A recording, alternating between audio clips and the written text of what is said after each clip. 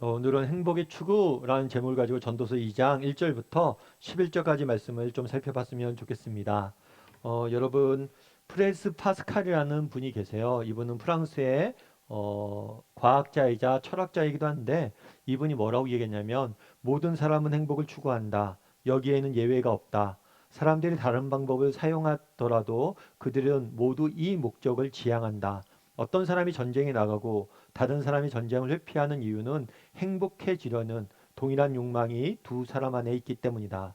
이것은 모든 사람의 모든 행동, 심지어 스스로 목숨을 끊는 사람의 동기이기도 하다. 모든 사람이 행복을 추구한다는 거죠. 한 사람도 예외 없이.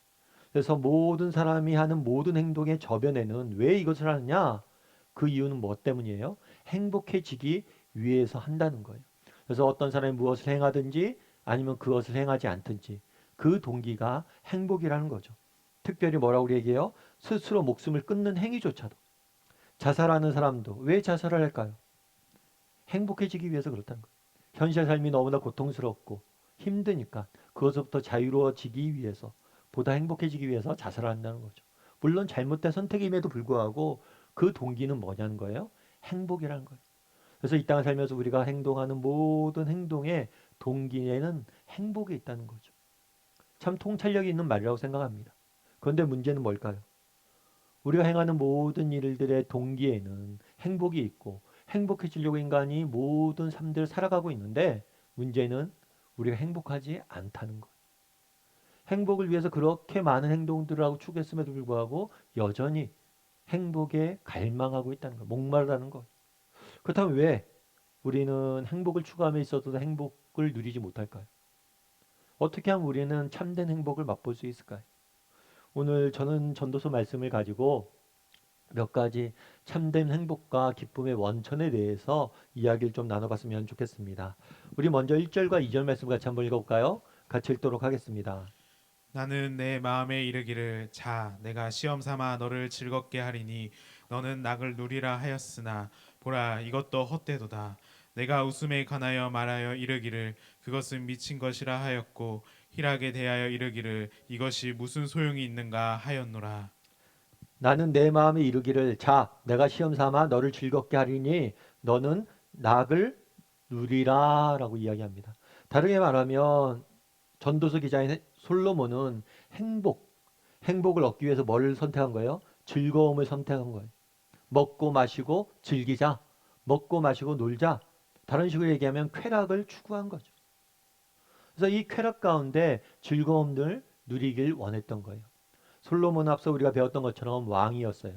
사실 오늘날 우리는 왕이 없는 시대에 살고 있죠. 그래서 왕이 어떤 존재인지 모릅니다. 하지만 왕은 굉장한 특권과 굉장한 권리를 누리는 사람이겠죠. 그래서 왕은 보통 사람이 누릴 수 없는 것보다 많은 것들을 누릴 수 있는 특권이 있어요. 그래서 많은 것, 좋은 것을 먹고 마시고 누릴 수 있는 특권이 있죠.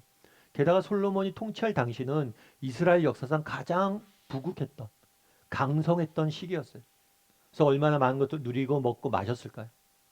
심지어 기록에 보면 솔로몬이 부인이 1000명이 있다고 그래요. 부인을 1000명이나 둔 거죠. 그런 생각도 들어요. 그 1000명이나 되는 사람 이름이나 기억했을까? 이름이나 알까? 이름도 모르는 사람을 그렇게 많이 부인을 둬서 뭘 할까? 그런데 그만큼 마음껏 즐겨보기를 한 거예요. 인생을. 사실 이것은 오늘날 우리 사회도 마찬가지죠. 오늘날 우리 사회에 가장 중요한 철학적 사조가 있다면 그것은 바로 쾌락주의예요. 즐기라는 거예요. 한 번밖에 없는 인생 즐겁게 살라는 거예요. 그래서 예전에 어떤 카드 회사 광고가 있었어요. 그 광고의 카피가 뭐였냐면 아버지가 말하셨지 인생을 즐기라고. 인생을 즐기라는 거죠. TV 광고를 보면 계속해서 나오는 게 뭐예요? 이것들을 당신이 소유한다면 당신은 행복해질 겁니다.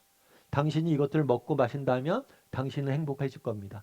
당신이 이런 것들을 경험한다면 새로운 경험을 한다면 당신은 행복해질 것입니다. 핸드폰을 팔아도 이 핸드폰은 이전의 행복과는 핸드폰과는 다른 경험을 여러분에게 제공할 겁니다.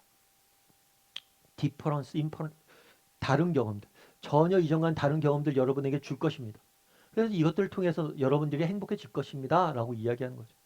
요즘 SNS가 얼마나 유행해요. 사람들이 사진 올립니다. 끊임없이 사진 올리죠. 내가 이것들을 경험했더니 행복해졌다. 여러분들도 이 경험들 해보십시오. 행복해집니다. 끊임없이 무엇인가 소유하고 누리고 경험하면 행복해질 거라고 끊임없이 세상은 이야기한다는 거예요. 솔로몬도 그랬어요. 한번 즐겨보자. 한번 경험해보자. 그랬는데 그 결과는 어땠을까요? 뭐라고 이야기했냐면 너는 낙을 누리라 하였으나 보라 이것이 뭐라고요? 헛되도다. 헛되다는 거예요. 헛됐다는 거예요. 내가 웃음에 대하여 웃음은 즐거움이에요. 내가 즐거움에 대해서 이루기를 이것은 미친 것이라 미치다라는 단어는 뭐냐면 어리석다라는 거예요. 이것은 어리석은 일이라는 거예요. 내가 즐거움을 추구하고 쫓아봤는데 이것은 어리석은 일이라는 거예요. 또 희락에 대해서 기쁨에 대해서 이루기를 이게 무슨 소용이 있느냐? 무익하다는 거예요. 내가 이 모든 것을 추구해보고 누려봤는데 그게 다 소용이 없다는 거예요. 내가 먹고 마시고 즐기고 해봤는데 다 소용이 없다는 거예요. 그럼 왜 솔로몬이 이 모든 것이 소용이 없다고 이야기할까요? 왜 이 모든 것이 소용이 없다고 솔로몬은 이야기? 그 이유는 간단합니다. 그 이유는 뭐냐면 이런 것들이 주는 즐거움들은 임시적이고 일시적인 거. 술을 마셔보십시오. 그 밤에 즐겁죠. 좋죠. 그럼 술이 깨면 그 다음날이 되면 다 잊혀져요. 아무것도 아니에요. 그 기쁨이 지속되질 않아요. 그래서 뭐라는 거예요? 더 자극적인 거. 더 큰 기쁨을 계속해서 추구하는 거. 그런데 그럼에도 불구하고 결국에는 끊임없이 목마를 뿐이라는 거. 만족이 있지 않다는 거. 그래서 쇼펜하우어라는 철학자가 있어요. 이 쇼펜하우어라는 철학자는 독일 철학자인데 뭐라고 얘기했냐면 욕망의 성취를 통해 인간은 항구적인 지속적인 계속해서 지속되는 행복도 기쁨도 안식도 얻을 수 없다. 욕망의 성취는 거지에게 던져준 동량과 같아서 비참한 삶을 내일까지만 연장해 준다. 단 하루 유통기간이 있다는 거예요. 유통기간. 이런 것들이 주는 것들은 전부 다 유통기한이 있다는 거예요. 하루 내일까지만 연장해 줄 뿐이다. 어떤 욕망이든지 그것이 충족되면 또 다른 욕망이 나타나게 되고 이것이 무한히 반복된다. 인생은 욕망과 권태 사이에 왕복하는 시계의 단진자와 같다. 시계의 단진자와 같다. 사실 요즘은 전자시계를 이용하죠. 그래서 이 단진자란 말 표현이 무슨 말인지 모를 거예요. 그런데 옛날에는 아날로그 시계를 사용했어요. 그래서 아날로그 시계를 보면 여러분들 보셨을지 모르겠는데 거실에 뭐 이렇게 큰 회중 시계가 있으면 밑에 뭐가 달려 있냐면 추가 달려 있어요. 추가. 그래서 추가 왔다 갔다 하면서 시간이 가거든요. 그래서 이 단진자는 이 시계 추를 의미하는 거예요. 이게 무슨 얘기냐? 우리가 어떤 걸 욕망을 합니다. 욕망을 해요. 그런데 이 욕망을 성취를 합니다. 성취를 하면 기쁨이 있죠. 기쁨이 있는데 이게 마치 추가 움직이는 것처럼 순간이란 거예요. 지나가 버리는 거예요. 그 다음에 뭐가 되는 거예요? 권태가 찾아온다는 거죠. 허무함이 찾아온다. 계속해서 반복된다는 거예요. 맞는 얘기죠. 여러분 맛있는 음식이 있어요. 그런데 그걸 먹으면 어떻게 되나요? 맛있죠. 아 행복하다 느낍니다. 그런데 그 음식을 이틀이고 3일이고 4일이고 먹어보세요. 어때요? 그게 맛있게 느껴집니까? 옛날에 저 어렸을 때만 해도 다이어트란 말이 없었어요. 다이어트란 말이 없을 수밖에 없죠. 왜요? 먹을 것이 부족하니까. 먹을 것도 없는데 무슨 다이어트예요? 그런데 요즘 얼마나 다이어트란 이야기가 어린아이부터 다 이야기하잖아요. 먹을 것이 그만큼 풍요로워졌어요. 옛날에 못 먹던 것을 오늘 많이 먹습니다. 그럼 과거에 비해서 오늘날 행복해졌나요? 집도 마찬가지죠. 제가 최근에 지방에 갔다가 서울로 올라오는데 고속도로를 타고 쭉 올라오는데 경기도권이 딱 들어오니까 아파트들이 쫙 보이더라고요. 정말 집이 너무나 좋은 아파트들이 너무 사방에 많아요. 그럼 우리가 행복해졌나요? 사실 열심히 어렵게 힘들게 모아서 아파트 입주하면 어떻게 됩니까? 처음에 기쁘죠. 근데 좀 지나면 얼마나 어떻게 돼요? 6개월만 지나도 정말 그 아파트가 좁아 보이죠. 더 넓은 평수로 이사 갑니다. 처음에 이사 가면 넓고 좋죠.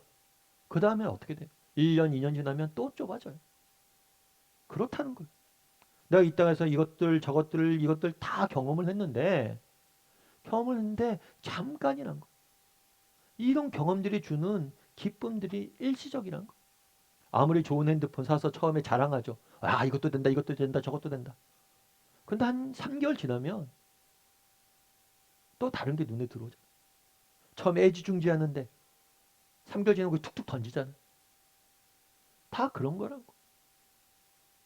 그럼 왜 이렇게 이러한 기쁨들은 일시적이고 임시적일까요?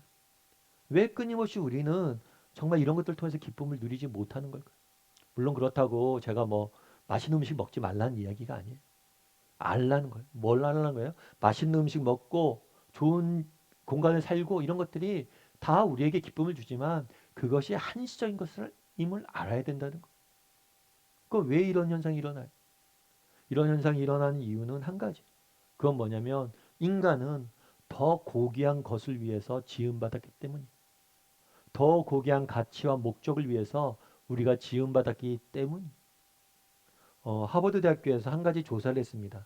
조사를 했는데 이건 하버드 대학교의 최장기 프로젝트래요. 왜 최장기 프로젝트냐?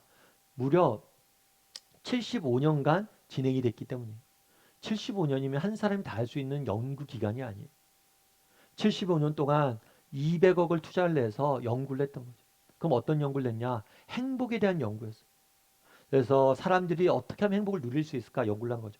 그래서 20대 사람들을 선발을 합니다. 그래서 그 사람들이 90대 될 때까지 끝까지 추적을 조사를 해요. 죽을 때까지. 이 사람이 언제 행복을 느끼고 어떻게 행복을 성취했는지.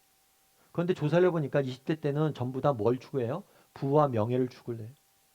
여기에서 행복이 있을 거라고 이야기를 합니다. 그런데 사람이 50대가 되면 나타나는 현상이 있대요. 더 이상 부나 명예를 추구하지 않는데. 뭘 그럼 그다음부터 추구하냐? 관계를 추구한다고 합니다.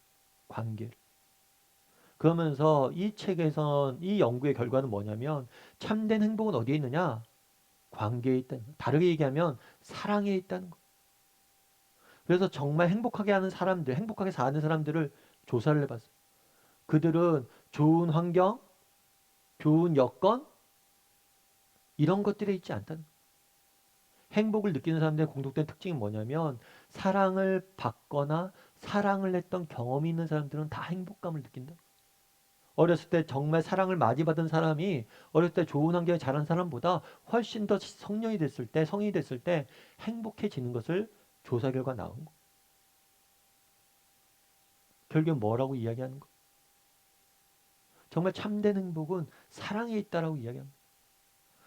스바냐 3장 17절은 이렇게 이야기해요. 우리 스바냐 3장 17절 말씀 같이 한번 읽어볼까요? 같이 읽도록 하겠습니다.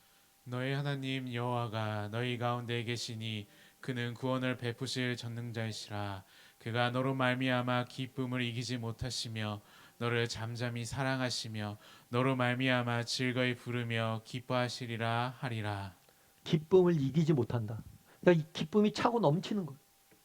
그런데 이 기쁨이 차고 넘치는데 그 이유가 뭐예요? 잠잠히 너를 사랑하시며.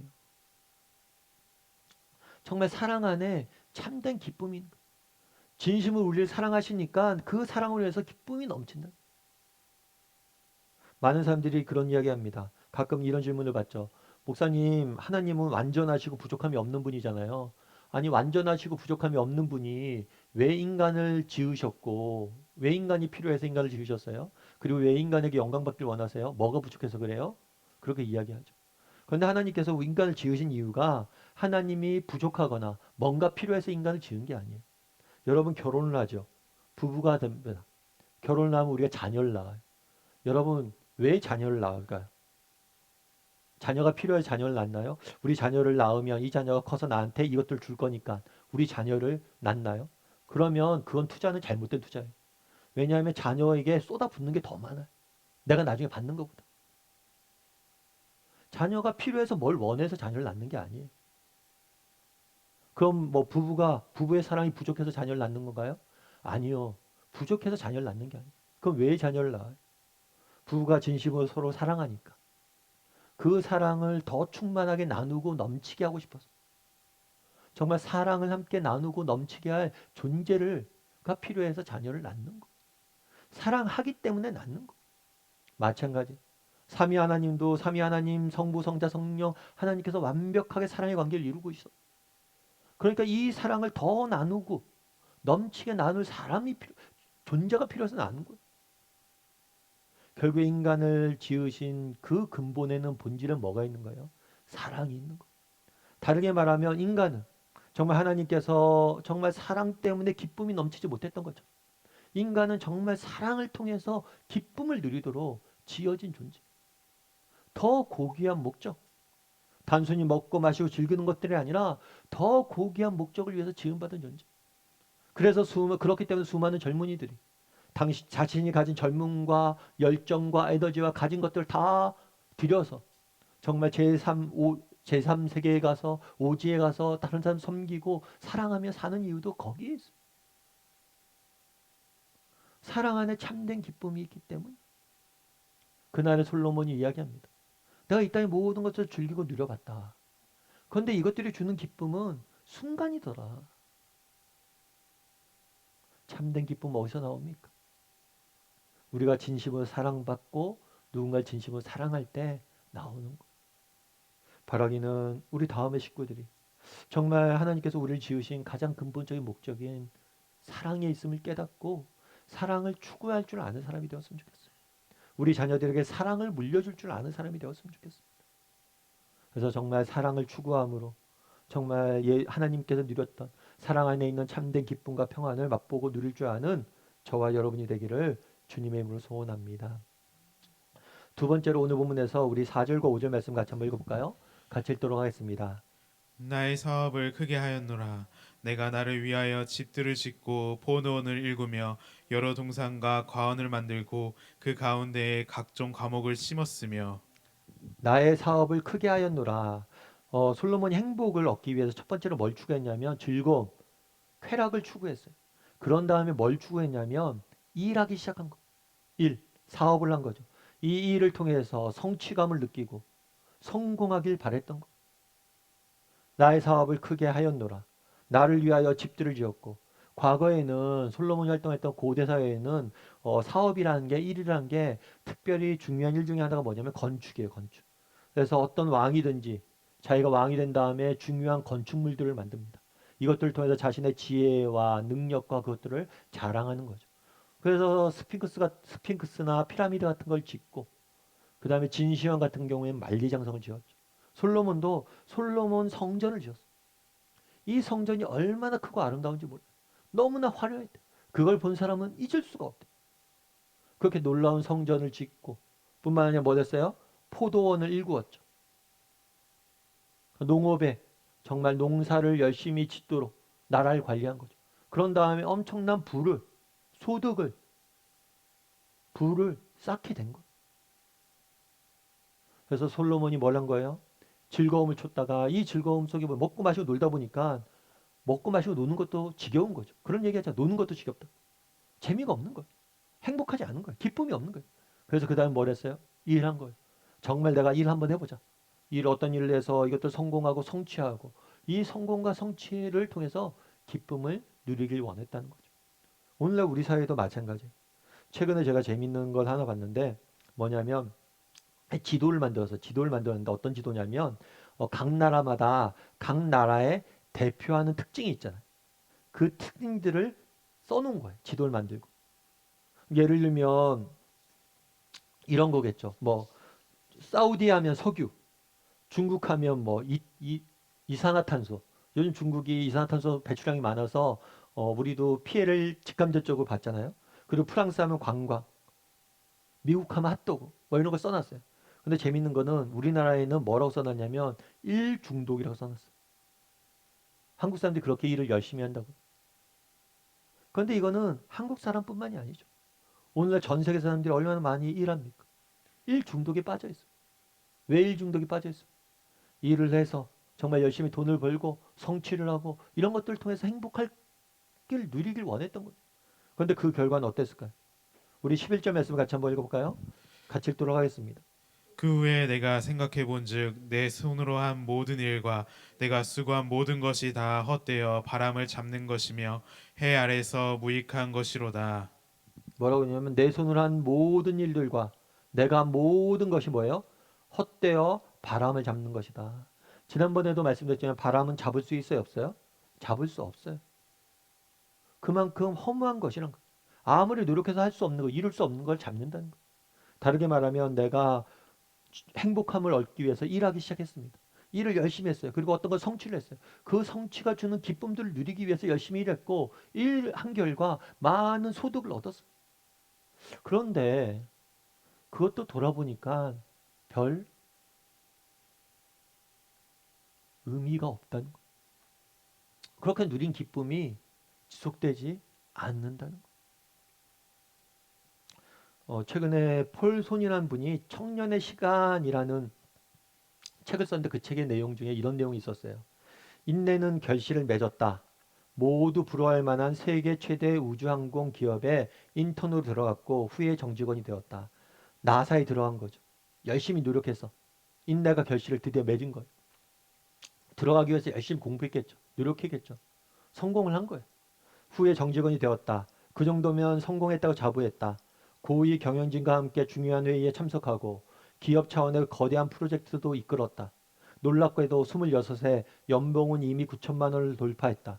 향후 5년, 10년, 15년을 위한 인생의 계획도 세웠다. 완벽한 청사진이 완성되었고 모든 것이 완벽해 보였다. 하지만 만사가 척척 진행이 되는데 이상하게도 행복하지 않았다. 어느 날 문득 거울을 보니 예전에 활기찬 청년이 아닌 허무의 바다에 떠도는 시체가 보였다. 남들이 부러워할 만한 회사에 들어갔어요. 그리고 거기서 성공했습니다. 승승장구해요. 앞으로도 내 인생에 정말 멋진 일들만 펼쳐질 거예요. 그런데 이상하게 행복하지 않다는 거예요. 활기찬 청년은 사라지고 이제 허무의 바다를 떠도는 시체만 보였다는 거예요. 거울을 봤는데. 그날의 솔로몬의 고백과 똑같은 거예요. 정말 많은 것들을 이루고 많은 사람의 칭찬을 받고 놀라운 일들을 했는데 이상하게 허무하다는 거예요. 왜? 왜 도대체 허무할까? 왜 허무할까? 프레즈 파스칼이 서론에서 제가 소개드렸는데 이 사람이 또 뭐라고 썼냐면 열정 없이 일거리 없이 오락 없이 응용 없이 완전한 휴식 상태에 있는 것만큼 사람에게 견디기 힘든 것은 없다. 그때 사람은 자신의 무가치함, 자신의 버림받음, 부족함, 의존성, 자신의 공허함을 느낀다. 자기 영혼 깊이를 감당하지 못해 권태와 우울과 비애와 슬픔과 원망과 절망이 솟아오를 것이다. 그때 사람은 자신의 무가치함과 버림받음, 부족함, 의존성, 공허함을 느낀다. 제가 아는 집사님 한 분 계신데 이분이 집사님이 퇴직을 하셨어요. 퇴직을 한 다음에 저한테 그러더라고요. 목사님, 제가 퇴직을 한 다음에 딱 느껴진 게 한 가지 있었어요. 그건 뭐냐면, 아, 내가 이제 쓸모없는 존재가 되었구나. 할 수 없는 쓸모없는 존재가 되었구나. 여러분, 우리가 일을 해서 성취감이란 걸 느끼잖아요. 이 성취감의 저면에 뭐가 있냐는 거예요. 왜 우리가 이렇게 일 열심히 하고 일 중독에 빠져 있냐는 거예요. 결국에 이 일을 통해서 성취감이라는 표현으로 되어 있지만 그 저면에 뭘 확인하고 싶은 거냐면 나의 존재 가치를 확인하고 싶은 거예요. 내가 정말 의미 있는 존재이고 쓸모 있는 존재이고 내가 무가치한 존재가 아님을 확인하고 싶은 거예요. 그런데 일을 통해서 이렇게 확인하는 건 역시 뭐예요? 영원하지 않다는 거예요. 그 집사님 말한 것처럼 우리는 언젠가 쓸모없는 존재가 되어질 거라는 거예요. 결국에 일을 통해서 이렇게 성취감을 추구하다 보니까 성취감을 느껴서 좋긴 한데 기쁘긴 한데 아는 거예요. 언젠가 내가 이것들을 못하게 될 날이 온다는 것을. 올라갈 때가 있으면 내려올 때가 있다는 걸 아는 거예요. 그러니까 내가 언젠가 두려움에 떠는 거죠. 쓸모없이 되어질 거라는 거예요. 사실 여러분 일이 중요하지 않다는 게 아닙니다. 일을 통한 성취감, 성취감 이 모든 게 중요해요. 그리고 보다 본질적으로 일은 하나님에게 우리에게 주신 사명이. 그래서 정말 우리가 열심히 해야 돼. 그런데 우리가 함정에 빠지면 안 돼. 어떤 함정에 빠지면 안 돼요? 이 일을 통해서 자신의 존재 가치를 확인하려고 하면 안 돼. 왜 근단의 일이 허무하다고 이야기했습니까? 일을 통해서 나의 존재 가치를 확인하려고 했기 때문입니다. 결국에 그런 것들은 다 사라져. 그럼 우리의 존재 가치는 도대체 어디서 확인할 수 있을까? 이것도 답은 똑같아. 뭐예요? 관계예요, 관계.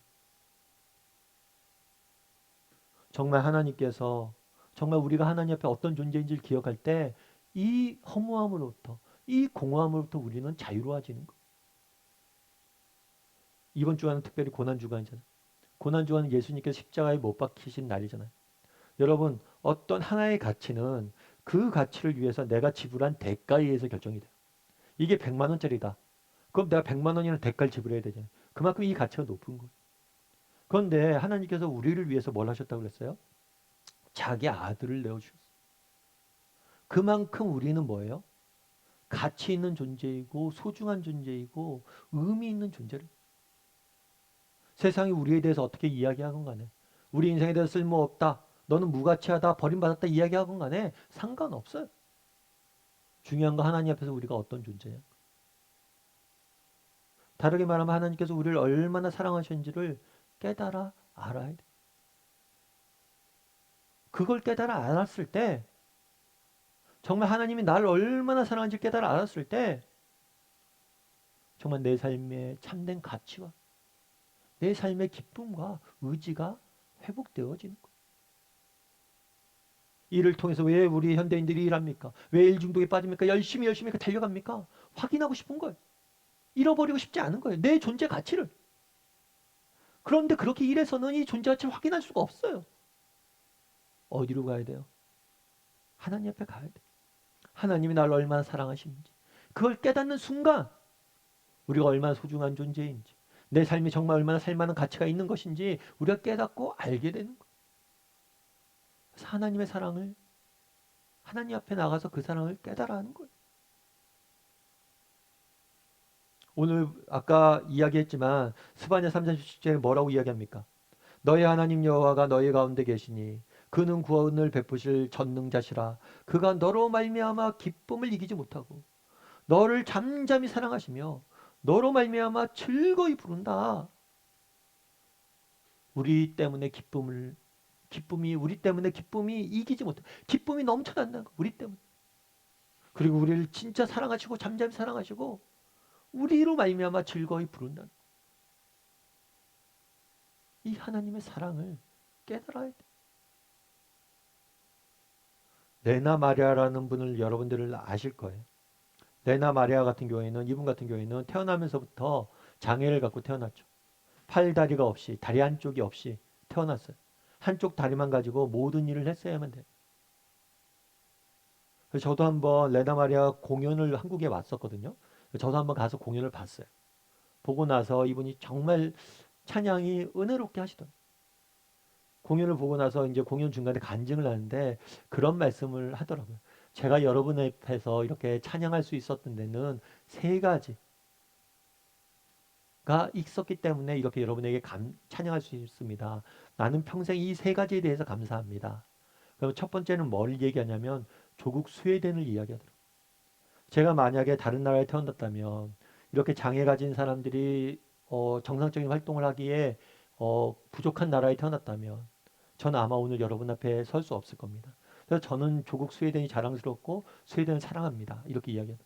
그 다음에 두 번째로 뭐라고 이야기하냐면 어머니 때문입니다. 처음에 어머님이 이제 자기를 임신했을 때 뱃속에 있을 때 알았대요. 뭘 알았냐면 장애가 있다는 걸 알았대요. 그래서 주변 사람들이 말렸대요. 뭘 말렸냐면 아이가 태어나면 키우기가 너무 힘들 거라고. 그러니까 태어나자마자 이것들을 전문적으로 키우는 그런 기관에 맡기라고. 네가 개인적으로 키우는 것보다 그런 데 맡기는 게 더 좋을 거라고. 근데 어머니가 처음에는 노라고 쉽게 이해할 수 없었대. 근데 기도하면서 아니다. 이 아이는 내가 키우겠다. 라고 결정을 했대. 그런 다음에 정말 많은 사람들이 그런 우려도 이야기한 거예요. 아이가 태어났을 때 모습이 흉할지 모른다. 그렇겠죠. 팔다리 없고 그런 아이의 모습이 얼마나 흉하겠냐고 그런 이야기를 했어요. 그런데 이 어머니가 자기를 처음 보고 했던 말이 뭐냐면 You are so cute. You are so beautiful. 네가 너무 사랑스럽고 아름답다. 그러면서 그런 얘기가 그 말이 저를 평생 지켰다. 사람들이 저에게 손가락질하고 뭐라고 이야기하는 상관없다.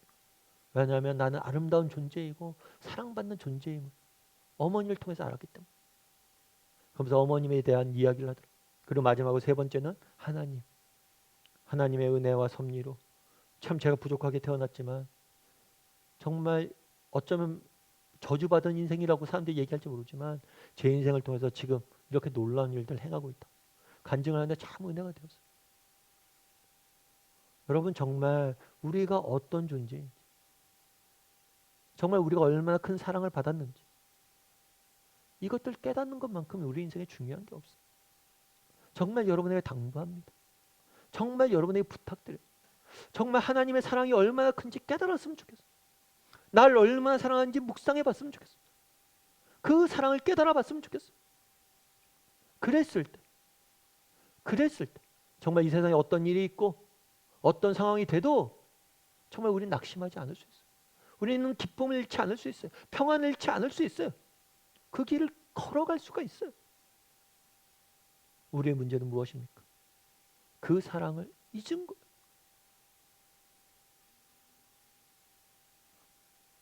그날의 솔로몬은 일을 했습니다. 이 일을 통해서 자신의 존재 가치를 확인하고 싶었어요. 그런데 그 일을 통해서 이것들을 못했다는 거예요. 우리의 존재 가치는 어디서 확인할 수 있습니까? 하나님 앞에 나아가야 됩니다. 그분이 얼마나 나를 사랑하는지 깨달아냈을 때 정말 내 인생이 얼마나 소중하고 가치 있는지를 깨달아야 돼요. 그럼 우리는 다르게 살 수 있는 거예요. 바라기는 특별히 고난주간인데요. 정말 하나님이 우리를 얼마나 사랑하시는지 깨달아 알고 정말 그것들 다시 한번 누릴 줄 아는 한 주간이 되기를, 그리고 그 사랑을 닮아가는 한 주간이 되기를 주님의 이름으로 소원합니다.